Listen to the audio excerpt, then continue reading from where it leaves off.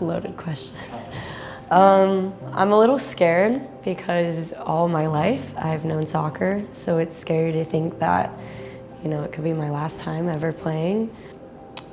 I would just say, I can't even put into words. Damn. I didn't think I was gonna tear up, but.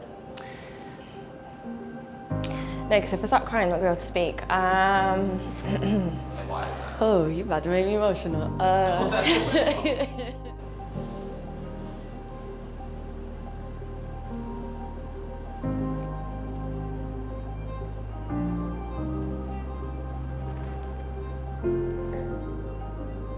Oh, wow.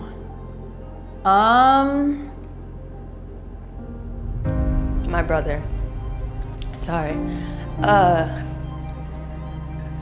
He's the reason why, like, got me here, honestly.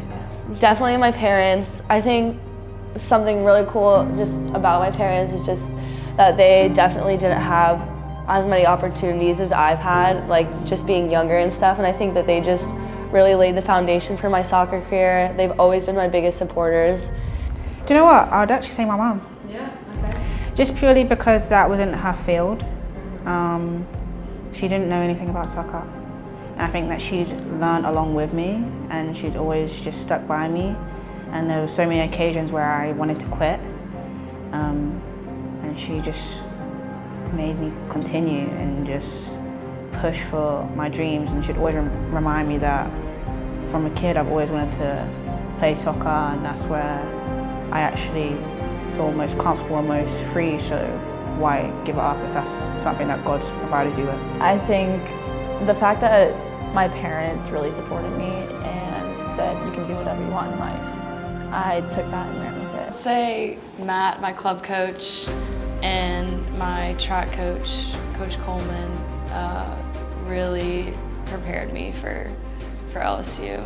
I'd say like my family as a whole, like both my brothers played, or my older brother played, and then my little brother's in college right now. So I'd say just like the competitiveness between us three, like trying to be like the best college player in our family, stuff like that definitely influenced like how I am today. But my dad especially, like, he does the most before games. Like, he does what Sean and Kano do. Like, he scouts every single team, sends me like this little breakdown, just because he wants me to succeed so badly.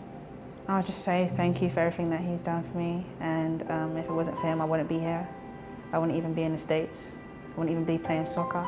I would say shout out to Coach Sean. I remember talking to her the last time, and she was like, I had 7 surgeries and you just had 1 and you are going in for your second one. And you'll be able to play. And after talking to her, I feel like she brought me back to the field. Even on my worst days, you know, I would always look back to them or call them and say, hey, you know, I'm struggling. And they say, well, find something good in today. Find something good in what, you know, you're doing every single day. You live such a blessed life. And, you know, talking to them is just a reminder of I can get through anything.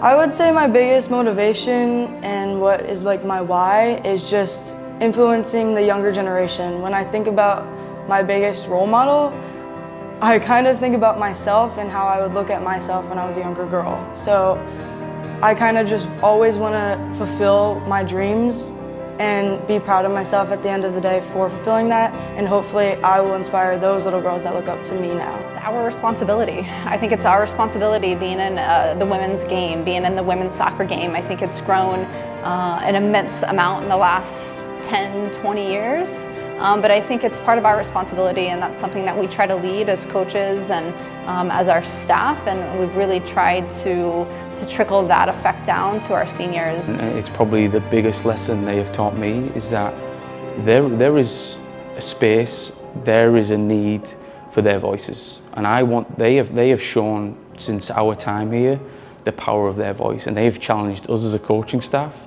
They have challenged our team, they have challenged athletics and sports in general, and I would encourage them that the lessons they've learned and how they have used their voice and their platform in those moments to drive not just our team, but college athletics, society in general forward, I'd say take that with you. Well, I think first and foremost, we set the tone here at LSU for a family culture. The reason why we're so tight-knit as a team is because we're able to be honest and open, and we are also able to be like open-minded. I mean, I think if you talk to any of our seniors or any of our players for that matter, it's all about connection.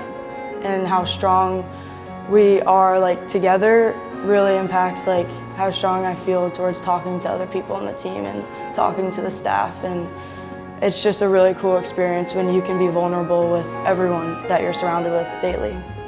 Obviously, we've got a big group with different diversity and different backgrounds, and I think it's just been fun that they've all meshed together and they've led with a great deal of experience from their respective backgrounds.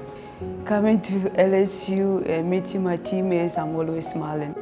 Coming here, I think LSU, when you say LSU, like it's very intimidating, but well, as soon as I got here the first day, like the girls were like, hey, like we're gonna go to dinner with Reese because it was her birthday, and I automatically felt like I was a part of the team. I think of this group of seniors and I think about the experiences they've all had coming from the players who've been here 4-5 years and lived and breathed this program since they started the college career, and then I think of some of the girls that have come from elsewhere and experienced something completely different. I think of a group of young women that have kind of seen it all.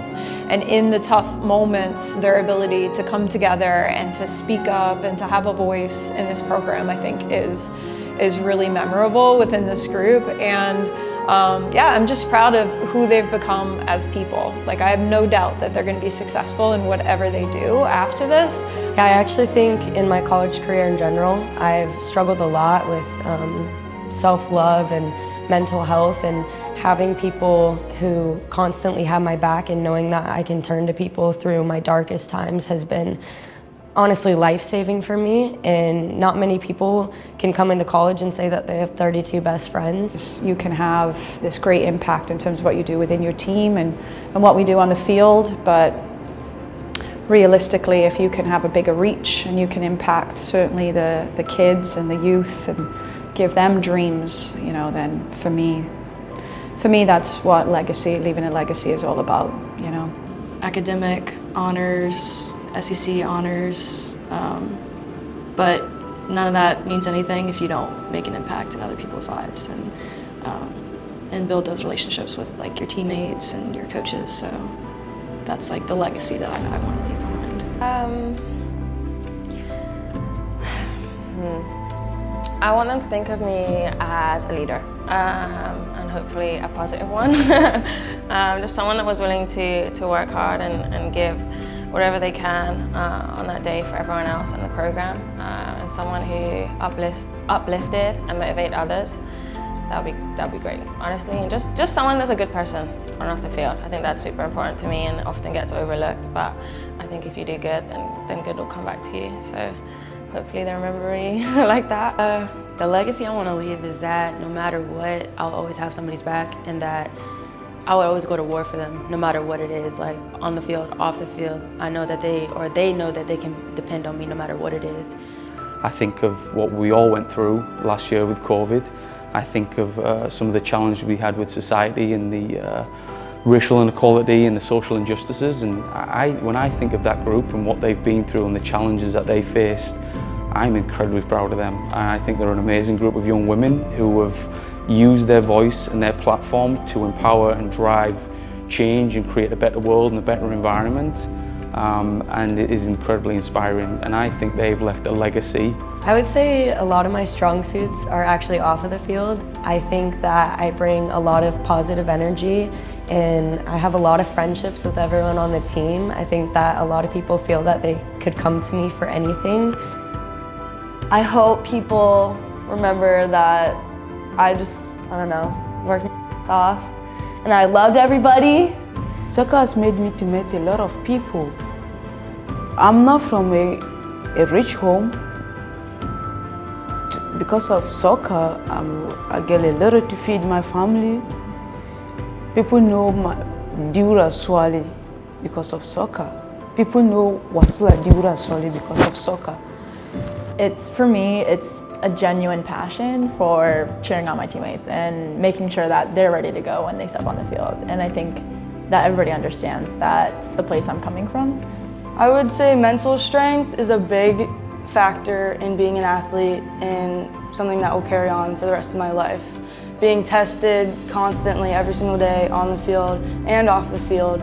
Sometimes it gets draining, but it's like, how much are you going to push through for it to pay off? Never take anything for granted and just show up and give everything that you can, even if it's at practice, during meetings, give everything your full attention. And if you have the time to put in extra, definitely do it, because you'll never get an experience like this again. I would say to myself to be present, just to make sure that you're present in every moment. I think that's really important. Definitely winning the SEC championship my freshman year. That was the best moment. It's cliche, but definitely winning the SET tournament. The dancing in the locker room before the game. I'm not the best dancer, I actually have no rhythm. And it's just like the collectiveness in the locker room when people can't dance like me, and then like everyone just helps me, like everyone helps each other.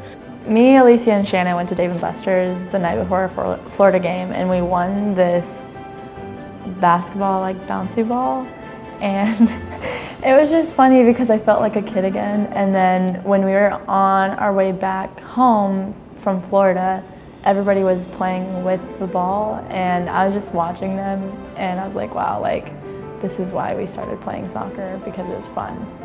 I mean, I just love when people score, so like any goals, I would say, is definitely probably one of my favorite moments. Actually, before the South Carolina game, we were doing like our little candy dance, and I feel like the energy in there was just like so different. At Orange Beach last year, even though like I couldn't play, I saw the impact that I could have on the team and that the team had on me as well. They really pushed me to just get out my comfort zone and just be there for them when they were there for me. So that was one of the best memories, to be honest with you. Getting the whole team up in the locker room dancing, it's just always so joyful, even though like not all of us are professional dancers. It's just always a good time with lots of laughs. But I think specifically the USF game was just unreal. I mean, first of all, you're the underdog. That's like already the best feeling in the world. You have nothing to lose. We were just like rolling up. We had some goals. And so I think when Maddie scored that goal, I think it was just so, the energy was just so crazy, because I think we had just all worked so hard. First one was when we won our first game in SEC last year. I think it was one of my greatest moments on earth, because I was always going to bed at 5 or 4 whenever we lose our game. I'll go to bed in the morning because I keep thinking. So when we went to SEC and we got our first win, I was so excited. Enjoy your time because it goes so quickly. And I think that I remember when I came in as a freshman and it feels like just yesterday. I think the best thing that I've learned about myself is coming to terms with failure and picking yourself back up. Just be myself and not be afraid of being who I am. I think that I would tell myself to never lose my competitiveness and to always move in life with love. Just to enjoy like really small moments, because I think that there's sometimes, even this year since it's my last, I was like, damn, this sucks. Like maybe it's because we were running, maybe it was because we had a tough practice, maybe it's because I only had a tough practice, I don't know, probably wasn't a team thing. But I think there's times I was like, I just want to get through this, and then I was like, I don't really want to get through this. I have a few training sessions left, so I think just slowing down. Doing the work that you need to do to get what you want out of it, I feel like it's easy, especially on a team with so many people, it's easy to kind of like get like just be lost under the radar and just like kind of skate through, and just like if you actually do the work, like your work will be rewarded, whether that's on the game field or like on the practice field or like from your teammates or from your coaches. Like people will see you working, they'll notice that you're working. So just like doing the best you can with what you're given and just like enjoying it at the same time. I think that if you want to play, you have to just be yourself. And I think that's the most important thing. I think people lose that when we get to college. And I think if you just play like how you did as a kid and you just be yourself, I think that you're free to do whatever you want. You're gonna question yourself sometimes, but don't listen to that voice in your head saying, can I actually do this? You wouldn't be here if you weren't capable of doing it. Keep your head up.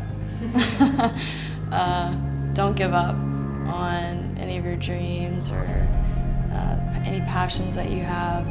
I think that's something that LSU soccer has just taught me, is just be passionate about what you're doing in life. But you're never going to fulfill your highest potential if you never push yourself past your comfort zone. It's like knowing when to ask for help. Like, there are so many resources here I've branched out and been willing to use that I definitely wouldn't even attempted to branch out maybe like 4 years ago. The 10 of them together have been great for the team this year in terms of leadership and what they do in terms of setting the standards for who we want to be moving forward in the future. My dreams for after LSU is just to, most importantly, to be happy with whatever I decide to do. I think that goes a long way, and I think that is not taken as serious as it should be. I think that being happy is really, really important. But I'm just open to whatever life throws at me. I've learned so much from being here. So going pro would be amazing, just because I don't think I'm ready to hang up my cleats just yet. I had a real passion to start a recruiting program for my tribe in California because there's no connection from high school to college. So I think that if I could help my youth tribal members get to college somehow through athletics, I would really love to do that. I want to go for at least a year and live in Africa, and I want to work down there with underprivileged children. As I was doing the cards for senior day for each of them, I was just like filled with like proud mama moments. Like, I'm just really proud of them because they've grown so much. I know we've only had some of them for 2 years and some of the transfers only for 1 year, so I wish we had more time with them. We've got such big characters and big personalities on the group, and it makes me smile thinking about the whole of them, because, you know, they're extremely different in who they are as people, but you know, we've celebrated that, and we've asked them to be their authentic selves and bring their super talents and their strengths to the table. But I think that looking at the struggles that you go through, looking at, you know, the hard days when you're like, oh, why am I doing this? It's, you know, there's a reason why you're going through that. I've grown so much from my freshman year to now, and I'm just so thankful that I am who I am because of what I've been through in the last 4 years. And I feel like I'm going to have lifelong friendships with a lot of people on this team. I look around and I'm like, if 6 months ago when I was going through the recruiting process, 7 months ago, someone was like, you will make friends on this team that you like could not picture your life without, I'd literally be like, you're lying. And now, like, my friends, like my teammates on this team, I literally could not imagine playing anywhere else. Also, my teammates, I don't want to lose contact with them. I want to still be able to contact them. I'm gonna miss it like hell. I would say I wouldn't want to be anywhere else but LSU. It's always good energy, and I know that I have friends for a lifetime, definitely. I think they've done a tremendous job of empowering the younger generations, and we will talk about this group for many, many years to come, when we will tell stories about this 2021 graduating class. One of these seniors, I think each of them have made such a difference, not only at the program level, but even in my life. And it's one of the reasons I coach, is to connect with players. And you know, whether it was us being at the Lion King retreat and jumping in the lake and running relay races, or sitting down and having coffee, I think just that connection piece I'm really going to miss. And I'm so excited to see what these seniors do. Yeah, unbelievable. So proud of this group. It's been a special ride. Some of you guys we've had for 2 years, others just the one season. But I just want to thank you. You've made an unbelievable impression on me as a coach and on my life. And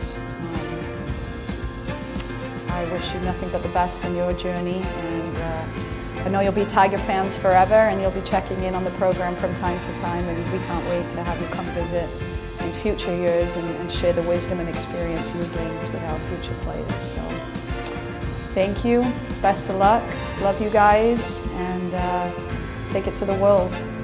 Seniors out.